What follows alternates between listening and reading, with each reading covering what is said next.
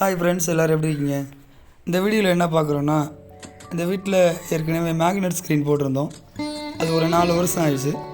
அதனால் அதை ரிமூவ் பண்ணிவிட்டு டோர் டைப்பில் கோஸ்வலை போட சொன்னாங்க. அதனால் ஏற்கனவே அடிச்சிருந்த வெல்க்ரோவெல்லாம் கழட்டி எடுத்துகிட்டு பின்னெல்லாம் ரிமூவ் பண்ணிவிட்டு நம்ம டோர் டைப்பு வந்து அங்கேயே கொண்டு போய் வச்சு சைட்லேயே வச்சு செஞ்சு நம்ம மாட்டிட்டோம். ஏற்கனவே நம்ம ஒரு வீடியோ போட்டிருந்தோம். சென்டரில் ஸ்லைடிங் ஆப்ஷனில் போட்டு ஒரு வீடியோ போட்டிருந்தோம். அதை பார்த்துட்டு இந்த மாதிரி எங்களுக்கு பண்ணித்தாங்கன்னு சொன்னாங்க. ஆல்ரெடி நம்ம ஒரு வீடியோ போட்டிருக்கோம், செரி கலர் டோரில் போட்டிருக்கோம். இந்த வீட்டில் பார்த்திங்கன்னா wood colour teakwood colour paint அடிச்சிருந்தாங்க. அதில் டீ குட்டு ஃப்ரேம் ரெடி பண்ணி இந்த ஸ்லைடிங் ஆப்ஷனில் நம்ம ரெடி பண்ணி போட்டோம்.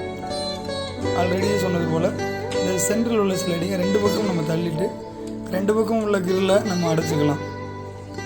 இந்த வீடியோ பார்க்குறவங்களுக்கு ஒரு சின்ன வேண்டுகோள், எதுக்கோ நீங்கள் செலவு பண்ணுறீங்க, உங்கள் வாழ்க்கையில் நீங்கள் ஆரோக்கியமாக இருக்கிறதுக்கும் நிம்மதியாக தூங்குறதுக்கும் கொசு வலை வீட்டில் போடுங்க.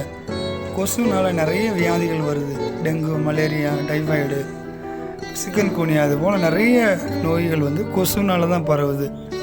கொசு வலை அடிங்க, பாதுகாப்பாக இருங்க. கொசு யார் அதிகமாக கடிக்கும்னா கர்ப்பிணி பெண்களையும் பச்சிளம் குழந்தைகளையும் கொசு அதிகமாக கடிக்கும்.